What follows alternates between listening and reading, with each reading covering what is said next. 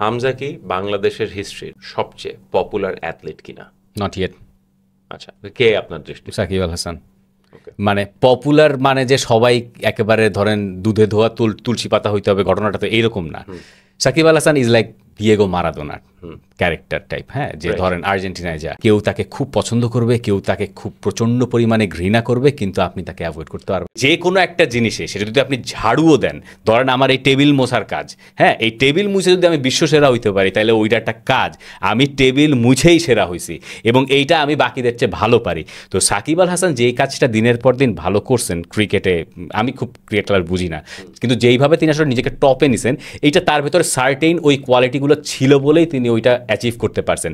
এবং এই কারণে তাকে সম্ভবত আমাদের চেয়ে, আমরা যে ব্যারিয়ারে ভাবি বা ভাবতে পছন্দ করি, সেটার বাইরে গিয়ে ভাবতে হয়েছে, তাকে তার বাইরে গিয়ে কাজ করতে হয়েছে, ওই লেভেলে আমরা কেউ রিচ করতে পারি নাই। আর হামজা চৌধুরীরটা, ওইটা আমি যখন বরাবর বলেছি যে হামজা চৌধুরী যেই মুহূর্তে ডিসাইড করেছেন যে তিনি বাংলাদেশের হয়ে খেলবেন, তখনই তিনি বাংলাদেশের ইতিহাসে, স্পোর্টিং হিস্ট্রিতে তিনি one of the best athlete হয়ে গেছেন।